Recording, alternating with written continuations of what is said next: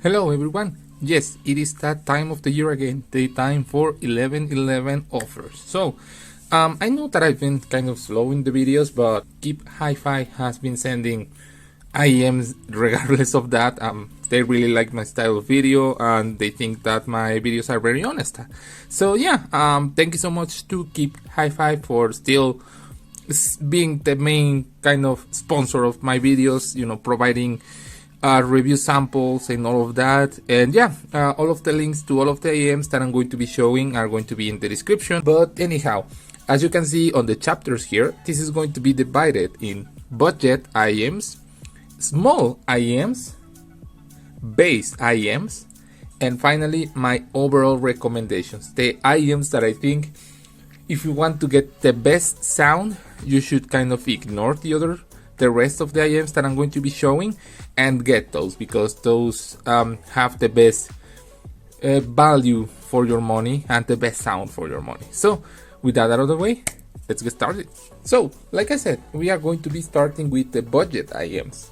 These are IEMs that range between $10 to $50. I think that's kind of a healthy range of budget for some of you guys. These IEMs vary between balanced sound signature, bassy sound signature, and trebly bass signature. So it's a little bit of everything for everyone. So starting with, no, this is not a caviar IEM. I just have this pouch lying around because this is for the Blood Minis. If you remember my review of the Blood Minis, this is one of my strongest recommendations that I have given. The bass signature is really nice, and the overall sound signature, I would describe it as very clean. These are on bassy side of the spectrum. I wouldn't say that these are especially trebly, but overall it sounds super clean, super smooth, and you get a nice overall sound signature with this. And I believe that you can find this for around $20–30, and as you can see, mine have been used heavily. Yeah, this is a very solid IEM if you want let's say balanced but bassy sound signature. And the next one would be the Caviar Robbins. Okay, so this IEM is a little bit odd because it has the same driver configuration as the KCC-10, I believe that is called, the 10 driver IEM, because again, yes, this is a 10 driver IEM, but unfortunately, in my opinion, the sound is not really that compelling, considering that this is a 10 driver IEM. It is a V-shaped sound, so a lot of bass, a lot of treble. The mids are okay. I'm not saying that this is a bad IEM per se. It's just that it is nothing that you might not have heard of, but it has a very good imaging and sound stage for the price. So I still recommend this if you are looking for a multi-driver IEM, just to, you know, say that you have a multi-driver. And it definitely looks cool. You can see all of the balanced armature drivers there doing their job. And yeah, it is a cool looking IEM. I really like the combination of the blue and kind of the copperish cable. But yeah, if you want a multi-driver IEM with a somewhat nice sound signature, the Caviar Robbins are for you. So, coming as a sub brand from Team Hi-Fi, the ZK Wave. So these are one of the coolest looking IEM that I own. And yeah, definitely you can see what is called the Wave. Let me focus. Yeah, I believe that this is a hybrid IEM with a BA in the nozzle and a dynamic driver on the back, and yeah, it looks super cool. So this is one of those bright sounding IEMs that I was mentioning in the beginning. Definitely a little bit more brighter. It sounds a little bit sharp for me, but not super offensive. Bass is a little bit lacking. Yes, you get bass, but it's not super deep or punchy. So if you like a more aggressive bass, definitely this is going to be lacking for you. But then again, it is a very nice and balanced sound signature, very clean sounding. Mids are really great, and you get a nice cable and a very good looking IEM. And I believe this is going for $40–30 if I recall correctly. But yeah, I mean, You get a nice cable, a nice color, really. If you go for the aqua color, I think that you're getting one of the most coolest looking IEMs out there. And yeah, very comfortable, as you can see, with the fit. So yeah, TKCK Wave, definitely recommended.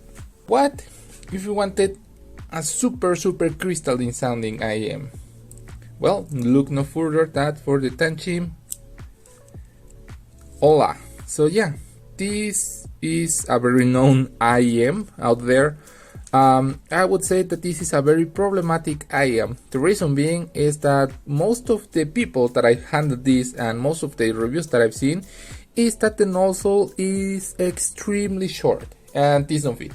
This didn't fit me at all at first. I had to kind of push them in my ear to listen to them, and yeah, the sound varies a lot, unfortunately.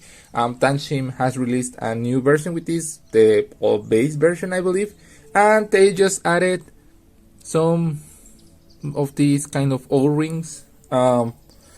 O-rings are used in keyboards, as you can see here from my background. They are used to kind of reduce the travel time or the travel distance of the keyboard. No, forget it. Of the keyboard keycaps. Yeah, you can, if you have it, if you are into keyboards like me, you can use an O-ring. I think you can find O-rings in like packets of 10 of 100 for like less than $10. And yeah, now if you use an O-ring with the Ola, yes, you get a better fit.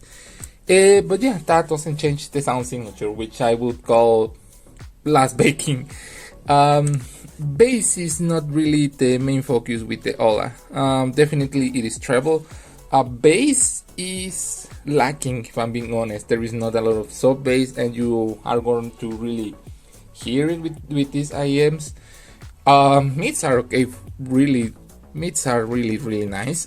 Treble is spicy, but yeah, a little bit controlled. So if you want more like a reference sound IEM with not a lot of bass but with a lot of good mids and treble, then yeah, Tanchim Ola are for you, and these are not really expensive. But if you would like more bass, then yeah, I would suggest, I don't know, foam tips, use equalizer, or just get the bass version. And that would be it for the budget IEMs recommendations. So I hear you saying, but man, IEMs are such bulky things, like I would like a really small package with a really big sound. Is there something out there like that? And to that I respond, yes, a lot. So in this small portable section, we are going to take a look at these IEMs. So first we will take a look at the Caviar Dumpling. These are extremely odd IEMs. These are bullet style with a fixed cable, so yeah, if the cable goes bad, your whole IEM goes bad, unless you know how to fix them. But yeah, as you can see, these are extremely tiny, and these are bass focus IEMs. So it is a V-shaped sounding IEM. It is really nice, I would say, for $20. I believe they are going $10, and I don't recall correctly. These are more than okay. These are definitely a casual listening IEM, but the problem with this is that there is no nozzle. The whole IEM is the nozzle, and yeah, as you can see here, the ear tips are odd because of that. So yeah, if you are trying to use kind of aftermarket ear tips or anything like that, then yeah, this might not be fitting with this. But regardless, I mean, the cable is not that bad. Yes, it feels thin, but it feels of quality. It doesn't feel super cheap or anything like that. Plus, you get a microphone. So yeah, the Caviar Dumpling, it is definitely one of the smallest IEMs out there. Fixed cable, V-shaped sounding signature, the whole package. Pretty nice. But now, what if you wanted a more, let's say, audiophile or fuller experience? Then I would recommend the Moondrop Quarks.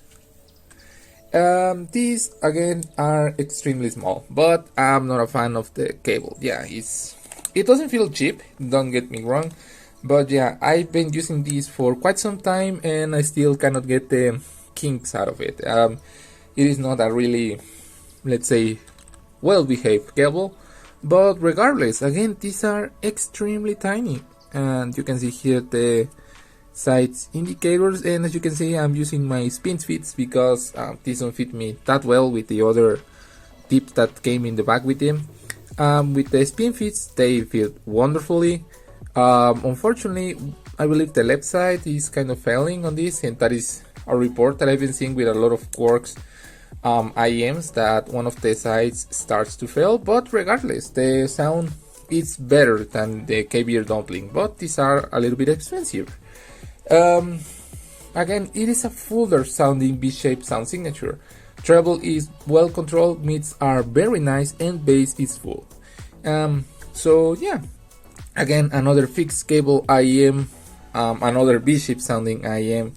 Definitely more refined than the KBR dumpling, but still, if you are a Moondrop fan, then yeah, the Quarks are really nice. This is, in my opinion, one of the best small portable IEMs out there. The Hertz Sound Belly Drum, or Waist Drum? Yeah, Waist Drum, sorry. The Waist Drum. I made a video on this and I call them a tiny beast, and that is because they are. In my opinion, these beat the Moondrop Quarks by kilometers. These are much nicer and better, and I think they are even smaller. Look at this, a removable cable, so you can use an aftermarket cable if you want, but the stock cable that they came from, it is really nice. I'm in love with it. It's one of the nicest cable out there. It is well behaved, as you can see. It retains minimal memory, and I believe these are $30. And so yeah, you get a very nice cable. The sound on this is much better. Bass is more aggressive on this. It might be sounding a little bit darker for some folk out there. Mids are incredible, they are full of life, instruments and voices sound incredible, and treble, it is very well behaved. It is not very shouty or spicy, but yeah, it has a lot of detail. And yeah, I haven't heard much talk about this, and honestly, this might be one of the most underrated IEMs out there, and plus it comes with a little carrying pouch. Again, all of these IEMs are extremely small, but this is one of the best. It has a very big sound for the package that it comes in. And another IEM in a similar kind of vein that the Waist Drum, it is the Astrotech Vesna. Although these are fixed cable, there is actually a version with a removable cable, but I think that the sound is the same. These are, I would say, a combination between the Quartz and the Waist Drum. They are lacking a little bit in definition overall, but it is a very pleasant sound. I believe this is more towards a U-shaped sounding signature. It definitely doesn't have a super punchy bass or super spicy treble. It's kind of middle of the road. It's honestly great if you are looking for kind of like a casual listening IEM, but again, the technicalities are a little bit lacking on this. But then again, if you get whichever of these IEMs that I've showed you, you are getting a very small package, very great sound, and sometimes a really nice accessories. But the KBR dumpling honestly is kind of the most basic out of all of these, but whichever you get, you are not going to be disappointed. But what if the only thing that you wanted was a bass monster, something that made you really feel bass? This section is going to be smaller because honestly, most of the IEMs that I have received are more on the lean kind of balanced sounding sound signature, but definitely one of the bassiest IEMs that I've received is the Tin Hi-Fi GS1 something plus, I don't remember. I personally don't like these IEMs. They are too much bassy for my taste.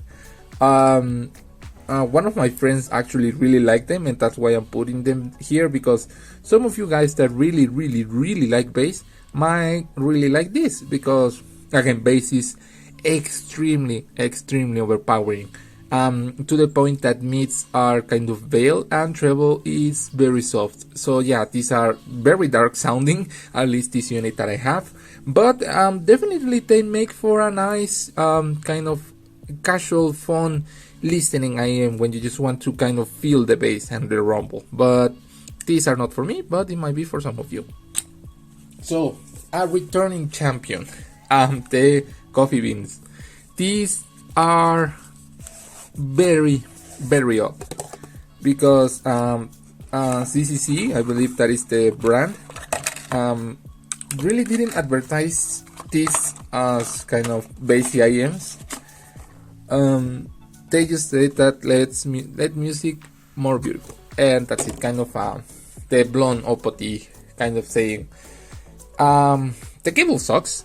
That's why I have a different aftermarket cable. The cable is super thin, it doesn't feel good, but these are stinky bass, stinky bass. It is kind of more rumbly that with the thin hi-fi here.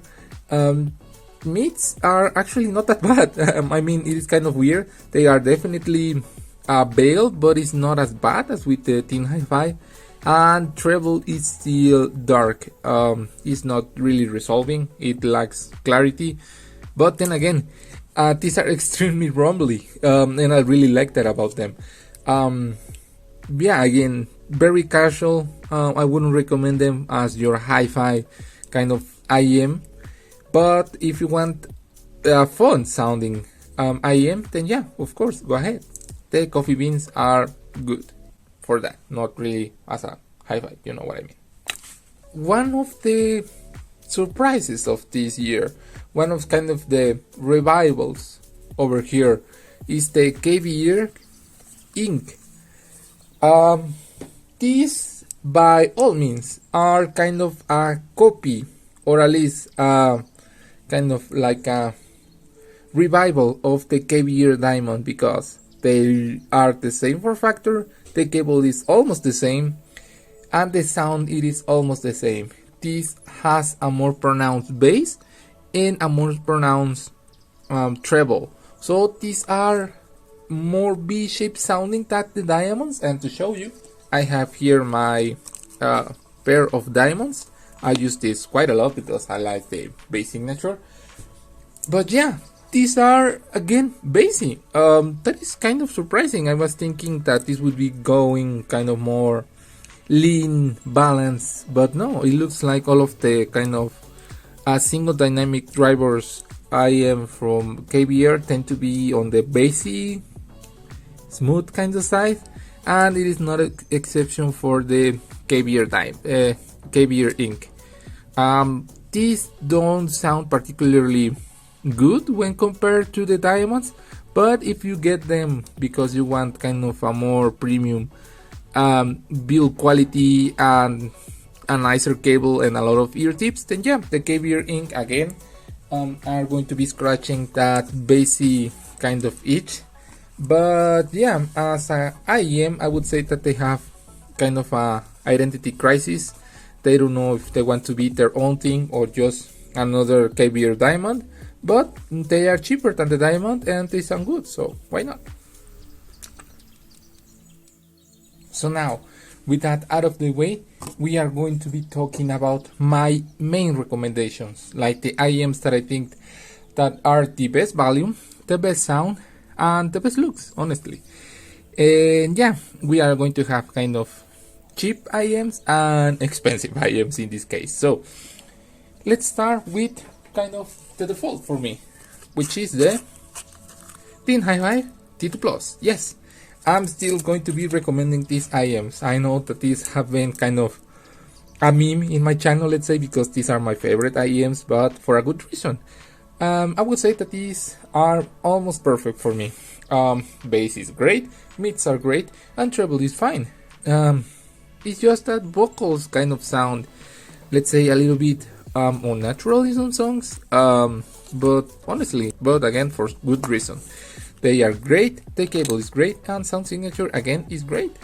But what if you wanted something more, let's say, traditional, something more V-shaped but tastefully done? Then the 3K. For those who don't know, this is a IEM collaboration with Hawaiian Bad Boy, another IEM reviewer. As you can see, there is its logo. These are honestly surprising. At first I thought that this would be kind of a super aggressive B-shaped sounding IEM, but no, this is very tastefully done. I mean, bass is definitely there, but it's a very fast bass, so it doesn't bleed into the mids. It's not kind of dragging the whole sound signature. It is not a slow bass at all, so it keeps up with busy tracks wonderfully. And as you can see, the cable is my favorite, honestly, from all of my collection. It is super well behaved, it feels thick, it feels reassuring, and honestly the colorway is, you know, my favorite. I love blue, and I think that with golden it looks extremely great. And then again, the bass signature is super nice.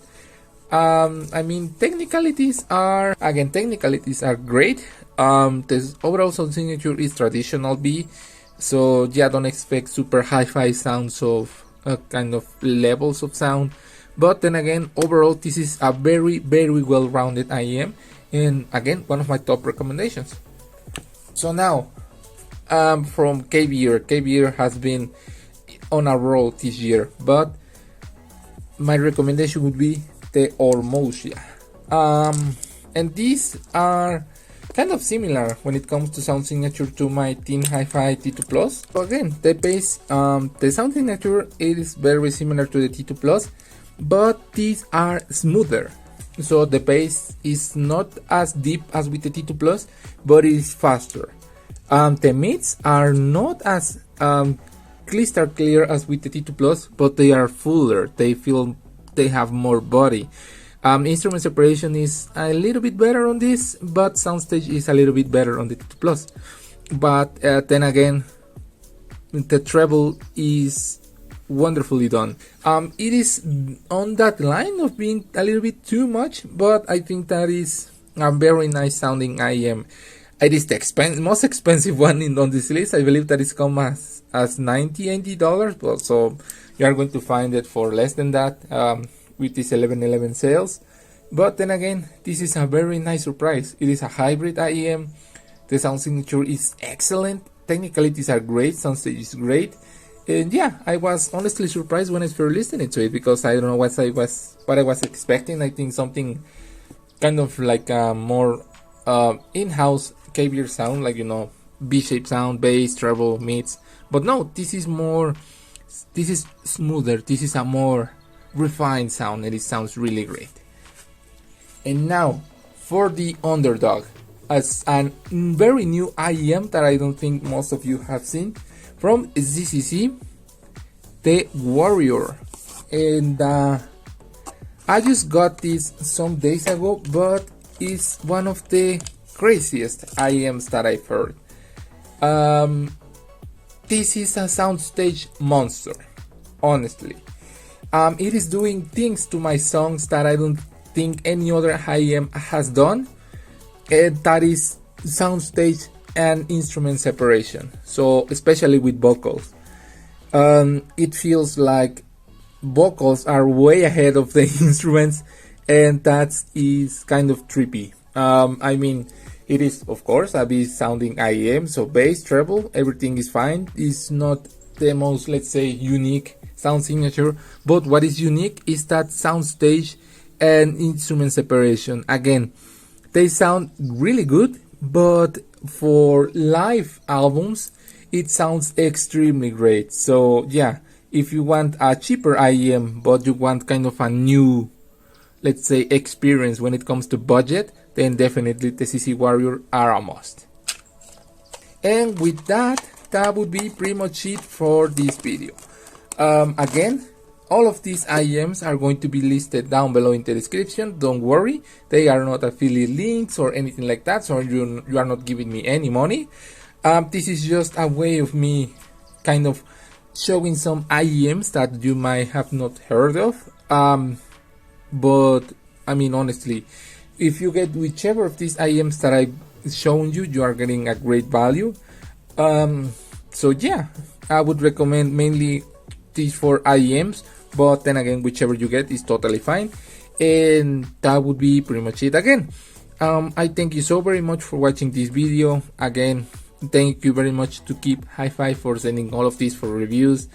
And yeah, thank you so very much for watching again, and I'll see you next time. Goodbye.